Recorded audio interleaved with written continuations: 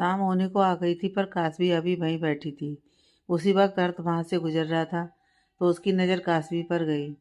उसने गाड़ी रोकी और उसकी तरफ बढ़ गया। उससे थोड़ा दूर खड़े होकर सामने देखकर बोला, गंगा में कूदने का इरादा है क्या? कासवी ने आवाज़ सुनकर उसकी तरफ देखा और चिढ़कर बोली, अब क्या करने आए हो यहाँ पर? अर्थ आसपास देखकर बोला, ये जगह तुम्हारी नहीं है। कहीं पर भी तुम्हारा नाम नहीं लिखा है। तो मैं जब चाहूँ तब आ सकता हूँ यहाँ पर। तुमसे पूछने की ज़रूरत नहीं है मुझे। कासवी का दिमाग खराब हो गया। वो उठकर जाने लगी तो अर्थ बोला, तुम्हें क्या बात करनी थी सुबह? कासवी रुकी और पलटकर बोली, अब तो बिल्कुल नहीं करनी है तुमसे कोई बात, बाहर में जाओ। अर्थ को उस पर गुस्सा आया पर वो शांत होकर बोला, एक बार बात कर लो, क्या पता कोई रास्ता निकल आए, क्योंकि अब तक पूरे वाराणसी को खबर लग चुकी है हमारी शादी की। कासवी को उसकी बात सही लगी। वो बोली, कहीं शांत जगह पर चल सकते हैं? अर्थ ने हाँ में सिर हिला दिया। फिर दोनों एक होटल में गए और वहाँ के पीछे वाले एरिया में गए जहाँ बहुत कम लोग थे। कासवी कहती है, ना, कब कर रहे हो तुम? अर्थ अपने कंधे उचकाकर बोला, मैं क्यों ना करूं? कासवी हैरान होकर बोली, क्या मतलब है तुम्हारा? ना करना ही होगा ना? मैं ना कर चुकी हूँ तो तुम भी ना कर दो। तुम भी जानते हो हम दोनों कभी साथ नहीं रह सकते। अर्थ उसकी तरफ देख बोला, डर लगता है मेरे साथ रहने में? कासवी पूरे एटीट्यूड में बोली, डरती तो मैं किसी के बाप से नहीं हूँ, तो तुम क्या चीज़ हो? अर्थ शांत आवाज में बोला, शादी मुझे भी नहीं करनी है तुमसे, पर मजबूरी है मेरी, वरना एक ऐसी लड़की जो मेरे परिवार के लायक ही नहीं है, उससे शादी कभी ना करूं। कासवी गुस्से में बोली, मेरे लायक न तुम हो और ना तुम्हारा परिवार है। मुझे भी उस घर में नहीं आना जहाँ मेरी माँ की कातिल है, समझे? अर्थ कुछ बोल ही नहीं पाया। आखिर पूजा जी से वो इतनी ही नफरत जो करता था। कासवी उठकर जाने लगी तो अर्थ बोला, मैं शादी के लिए कभी मना नहीं करूँगा, बाकी तुम अपनी कोशिश कर सकती हो। कासवी गुस्से में बाहर निकली। उसका ध्यान अभी भी अर्थ पर था और वो सामने से आती गाड़ी को देख नहीं पाई और उसका एक्सीडेंट हो गया। अर्थ बाहर ही आ रहा था। जब उसने देखा तो वो दौड़कर कासवी के पास आया, पर तब तक कासवी बेहोश हो गई थी। अर्थ कासवी को गोद में उठाया और हॉस्पिटल ले गया। डॉक्टर ने उसको चेक कर कहा, थोड़ी देर में होश आ जाएगा। अर्थ सोफे पर बैठ गया और कासवी को देखकर बोला, तुम्हारे जैसी जिद्दी लड़की मैंने आज तक नहीं देखी और तुम सबसे अलग हो। जहाँ बाकी लड़कियाँ अर्थ राठौर के पैसों के लिए मरती हैं, वहाँ ये सब तुम्हें मिल रहा है, फिर भी तुम मना कर रही हो। तुमसे शादी करने का बस एक ही मकसद है, मिसेस राठौर को गलत साबित करना, और कुछ भी नहीं। वो अपना फ़ोन देखने लगा। तभी कासवी को होश आया। उसने धीरे धीरे आंखें खोली और चारों तरफ देखा। खुद को अनजान जगह देख वो उठकर बैठ गई। तभी उसकी नज़र सोफे पर बैठे अर्थ पर चली गई। कासवी को ज़्यादा चोट नहीं लगी थी, बस हाथ पर और माथे पर थोड़ी बहुत खरोंचें आई थीं। अर्थ को देख उसका मुंह बन गया और वो बोली, यहाँ क्यों रुके हो? अर्थ ने देखा उसको होश आ गया है तो वो खड़े होकर बोला, ये हॉस्पिटल मेरा है और मैं एक डॉक्टर हूँ, तो तुम होती कौन हो मुझे पूछने वाली? कासवी गहरी सांस लेकर बोली, यार तुम कभी सही जवाब क्यों नहीं देते? हर बार लड़ाई करना ज़रूरी है क्या? अर्थ उसका फ़ोन उसको देते हुए बोला, लड़ाई तुम करती हो, मैं नहीं। और तुम्हारे घर वालों को फ़ोन कर दिया है, वो आते ही होंगे। कासवी फ़ोन लेकर बोली, क्यों कर रहे हो ये सब? क्यों दिखा रहे हो कि तुम मेरी परवाह करते हो? अर्थ पैंट के पॉकेट में दोनों हाथ डालकर बोला, दुनिया के सामने हमारी शादी होने वाली है। पूरा वाराणसी जान चुका है कि हमारी शादी होने वाली है। अगर वहाँ तुम्हें उस हालत में छोड़ देता तो कल के अखबार में यह हेडलाइन होती कि अर्थ राठौर अपनी होने वाली बीवी को सड़क पर मरने के लिए छोड़ आया। इन सबसे मेरी परिवार की बेइज्जती हो जाती, जो मैं नहीं चाहता। कासवी मुस्कुराकर बोली, अपने परिवार की इज्जत इतनी ही प्यारी है तो जाकर सबको कह दो कोई शादी नहीं होगी। इससे तुम्हें ये दिखावा करने की कोई ज़रूरत नहीं पड़ेगी। तब तक कासवी के घर से सभी लोग आ गए थे। रितेश जी उसके पास जाकर उसको गले लगाकर बोले, काशी बेटा तुम ठीक तो हो ना? कासवी उनको देख खुद को संभाल नहीं पाई और रो पड़ी। कासवी को रोता देख अक्षत घबरा गया और बोला, काशी तू ठीक तो है ना बच्चा? कासवी रितेश जी से अलग होकर बोली, हाँ मैं ठीक हूँ। जानवी उसको पानी पिलाती तब रितेश जी अर्थ से कहते हैं, थैंक यू बेटा काशी को यहाँ तक लाने के लिए। अर्थ बेहद शांति से बोला, अंकल थैंक यू की कोई ज़रूरत नहीं, मैं एक डॉक्टर हूँ और ये मेरा फ़र्ज़ था। अब मैं चलता हूँ, बाकी अब आप कासवी को घर ले जा सकते हैं। अर्थ इतना बोलकर चला जाता है और बाकी सभी कासवी को लेकर घर चले जाते हैं।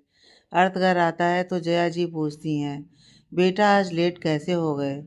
अर्थ बोला, कासवी का एक्सीडेंट हो गया था तो उसको लेकर हॉस्पिटल गया था, इसलिए देर हो गई। कासवी के बारे में सुन सब परेशान हो गए। अशोक जी बोले, बेटा ज़्यादा लगी तो नहीं ना? अर्थ कहता है, नहीं ठीक है, अभी वो और घर चली गई है। इतना बोलकर वो अपने कमरे में चला जाता है और सीधा सावर के नीचे खड़ा हो जाता है।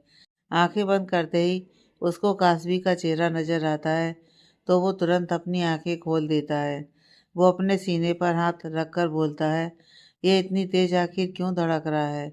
जब उस लड़की को बेहोशी की हालत में देखा उस वक्त दर्द मुझे भी महसूस हुआ। क्या है ये सब? कासवी सुबह उठती है तो देखती है कोई नज़र नहीं आ रहा है तो वो अपने पापा के कमरे की तरफ जा रही थी। तभी एक नौकर आकर उसको एक लिफाफा देता है। कासवी उसको ओपन कर पड़ती है तो उसके पैरों तले ज़मीन खिसक जाती है। उसके कदम लड़खड़ा जाते हैं। उसका दिमाग काम करना बंद कर देता है। जानवी अपने कमरे से निकल जब जा रही थी तो उसकी नज़र कासवी पर गई। वो कासवी के पास जाकर उसको आवाज़ देती है पर कासवी को तो जैसे कुछ सुनाई ही नहीं देता। जानवी उसको कंधे से पकड़ हिलाती है। तब जाकर कासवी होश में आती है और बोलती है, हाँ। जानवी उसका सफ़ेद पड़ गया चेहरा देखकर पूछती है, कासवी क्या हुआ? कासवी वो लेटर देखती है जो अभी उसके हाथ में था। अब उसके शांत पड़ गए चेहरे पर गुस्सा आ गया। वो गुस्से में बोली, आज इस राठौर परिवार को मेरे हाथों से कोई नहीं बचा सकता। इतना बोल वो तेजी से घर के बाहर जाने लगी। जानवी उसको गुस्से में देख किसी अनहोनी के डर से डर गई और तेज आवाज़ देती है, अक्षत, पापा, दादाजी जल्दी बाहर आएं।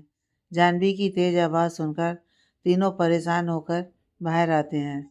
अक्षत जानवी से पूछता है, क्या हुआ जानवी? जानवी जल्दी से बोली, काशी गुस्से में राठौर निवास गई है, हमें चलना होगा, कहीं कुछ गलत ना हो जाए। रितेश जी पूछते हैं, लेकिन वो गुस्से में क्यों थी? जानवी बोली, पापा वो सब तो मुझे नहीं पता, पर जल्दी चलना होगा वरना आप जानते हो काशी गुस्से में सब बर्बाद कर देती है। चारों तेजी से नीचे आए तब तक काशी निकल गई थी तो चारों गाड़ी में बैठे और निकल गए राठौर निवास।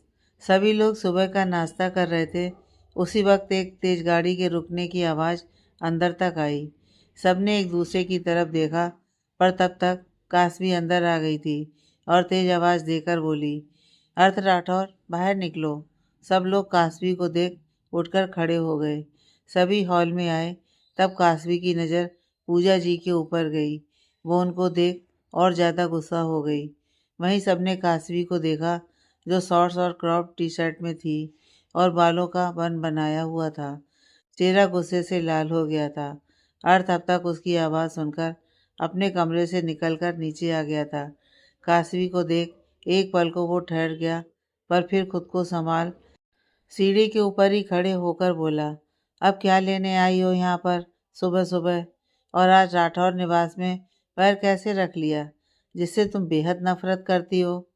कासवी उसके पास गई और वो लेटर उसके मुंह पर मारकर बोली, ये क्या बेहुदा हरकत है अर्थ राठौर?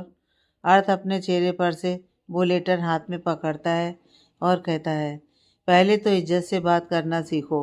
याद रखो अभी तुम मेरे घर में खड़ी हो।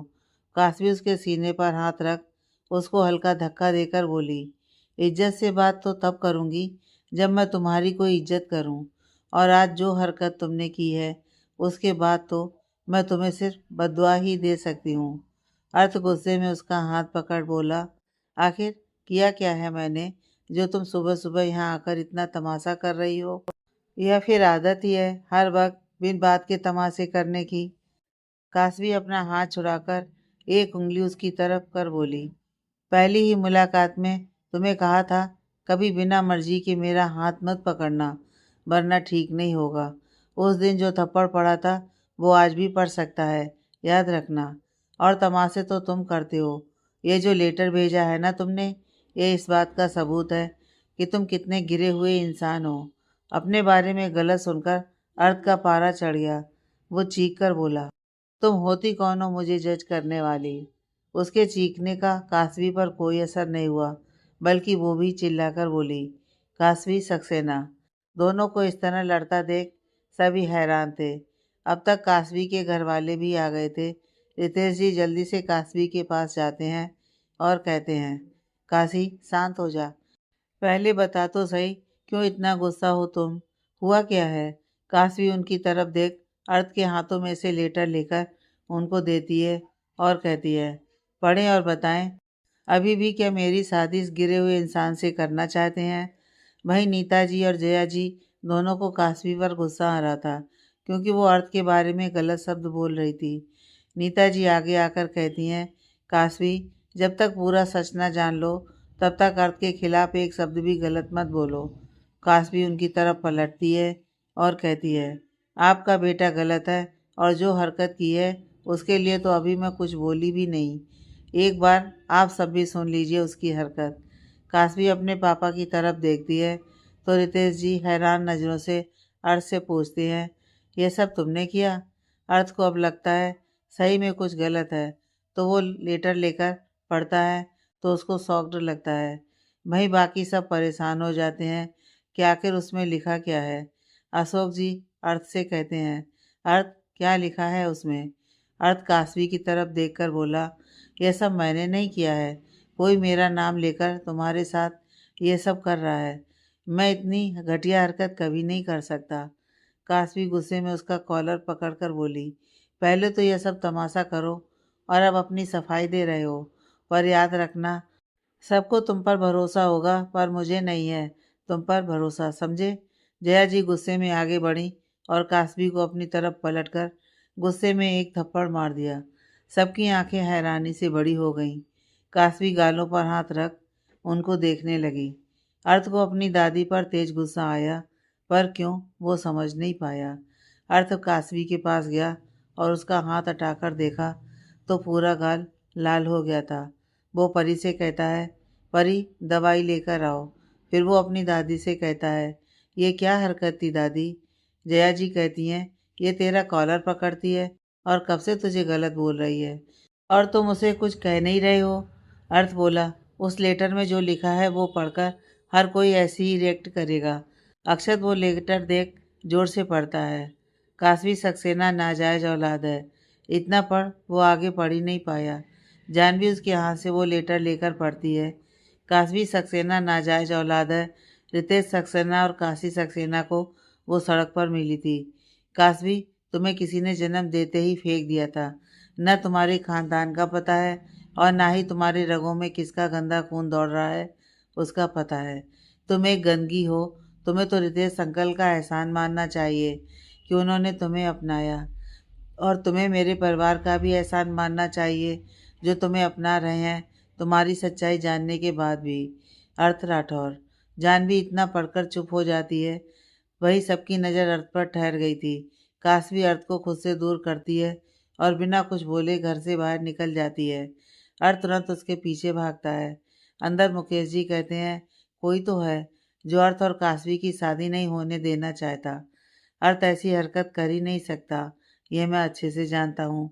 अशोक जी उनकी बात में हामी भरते हुए बोले, सही कहा तुमने मुकेश, अब जितना जल्दी हो सके अर्थ और कासवी की शादी करनी ही होगी। अक्षत ने अपने पापा को देखा जो अभी चुपचाप खड़े थे। वो उनके पास जाकर बोला, पापा, आप अभी भी काशी की शादी अर्थ से करना चाहते हैं? रितेश जी कुछ सोचकर बोले, काशी और अर्थ की कल ही शादी होगी। काशी की जान को खतरा है और अर्थ के साथ वो बिल्कुल सेफ रहेगी। अक्षत हैरान होकर, पापा क्या बोल रहे हैं आप? अखिल जी आगे आकर बोले, बेटा, आज दोनों ही एक दूसरे से लड़ रहे हैं और हमें गलत समझ रहे हैं, पर उन दोनों की शादी होना जरूरी है। उनके भाई चिराग जी बोले, कल ही मंदिर में दोनों की शादी करा देते हैं। सबने मिलकर दोनों की शादी कल करवाने का निर्णय लिया। पूजा जी रोते हुए बोली, दोनों गुस्से में बाहर निकले हैं, कहीं कुछ हो ना जाए। नीता जी उनको संभालते हुए बोली, भाभी, वो दोनों ही एक दूसरे को संभाल सकते हैं। एक शेर है तो दूसरा सवा शेर। भले ही दोनों का एटीट्यूड लेवल सेम हो, पर दोनों समझदार भी उतने ही हैं। अभी थोड़ी देर में अर्थ कासवी को लेकर आता ही होगा। इधर इन सबसे बेखबर कासवी तेज स्पीड में खाली सड़क पर गाड़ी चला रही थी और पीछे अर्थ था। मिरर में अर्थ की गाड़ी अपने पीछे आते देख कासवी ने स्पीड बढ़ा दी, तो अर्थ ने भी स्पीड बढ़ा दी और ओवरटेक कर वो उसके सामने आकर गाड़ी रोक देता है। जो देख कासवी जोर से ब्रेक लगाकर गाड़ी रोकती है। एकदम से गाड़ी रोकने की वजह से वो आगे की तरफ झुक गई थी। वो जल्दी से गाड़ी खोल बाहर निकली और चिल्लाकर बोली, तुम्हारा दिमाग खराब हो गया है?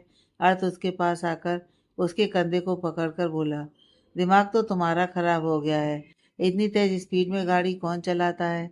कहीं एक्सीडेंट हो जाता तो? पागल हो गई हो क्या? काशी उसके हाथ झटक कर बोली, तुम्हें क्या फ़र्क पड़ता है मेरे जीने और मरने से? होते कौन हो तुम मेरी इतनी परवाह करने वाले?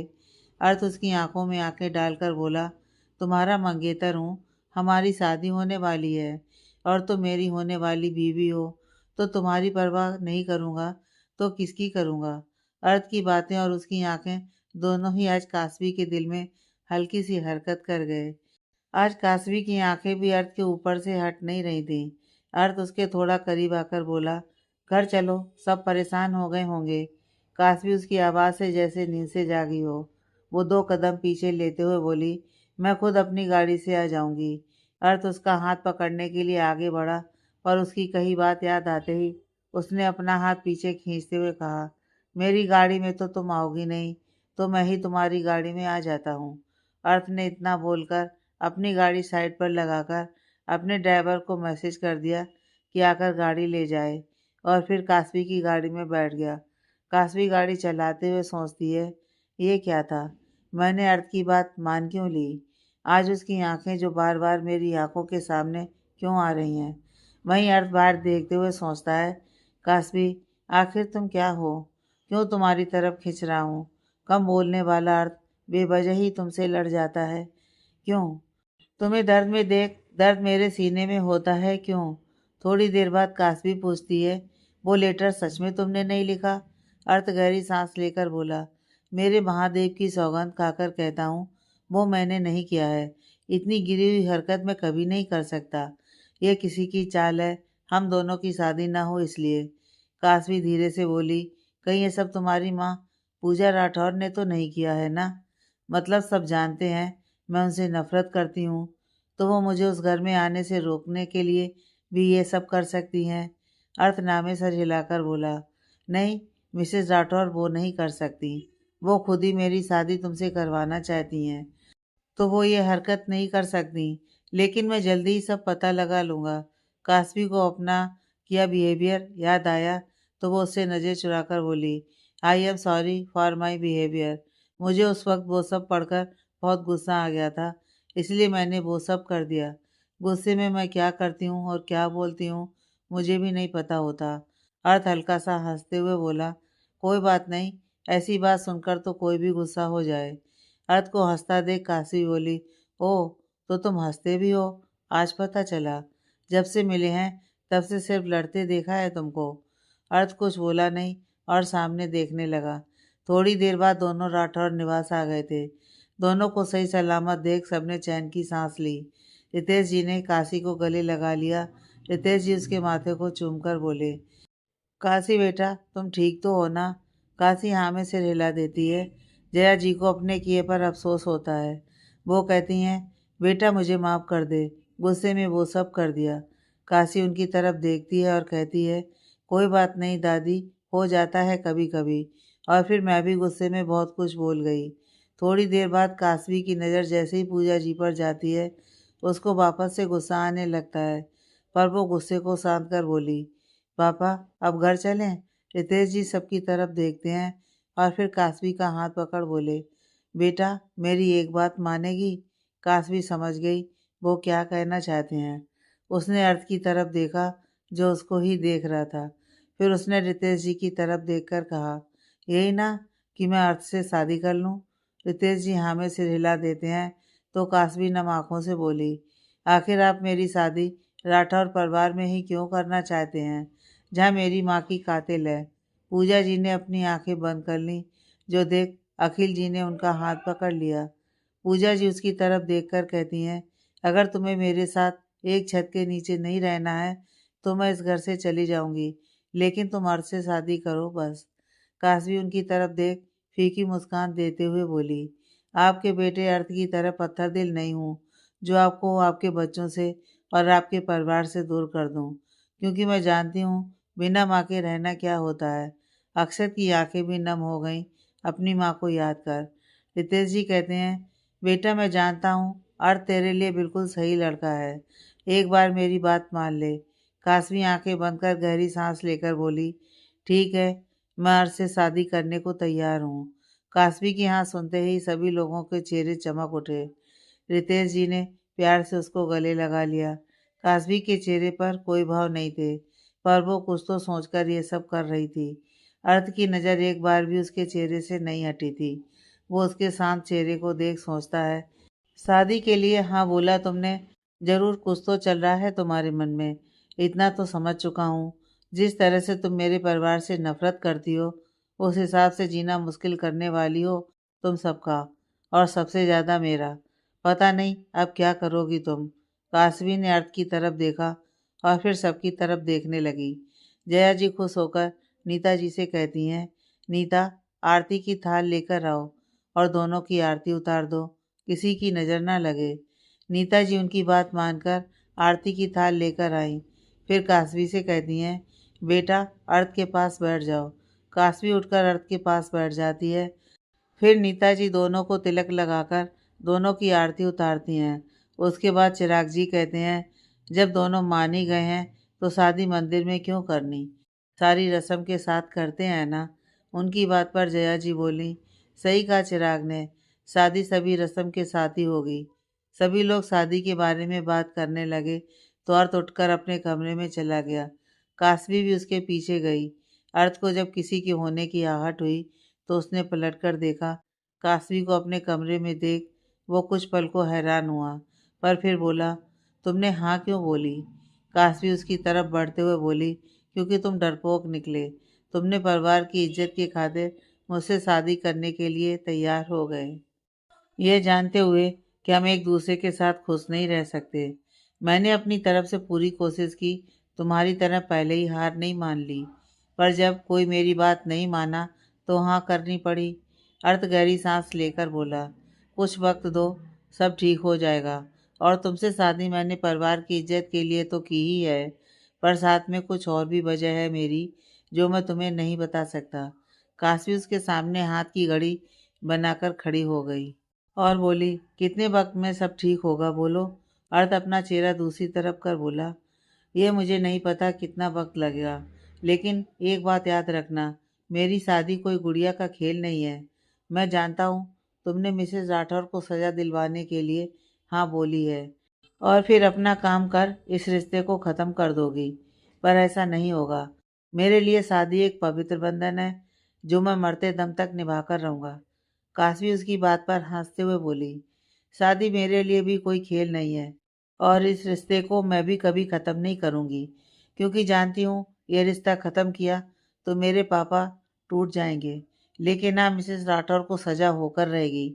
और एक तोहफा तुम्हारे लिए भी है जो ठीक शादी के दिन तुम्हें दूंगी। दोनों बात कर रहे थे कि तब तक आलिया दरवाजे के पास आ गई थी।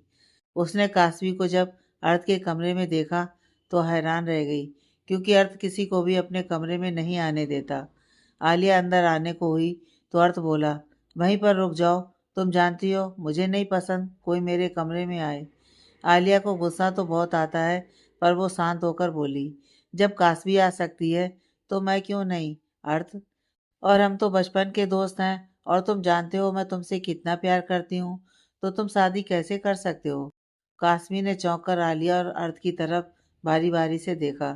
कास्मी कुछ गलत समझती या बोलती उससे पहले ही अर्थ बोला, प्यार तुम मुझसे करती हो, मैं नहीं।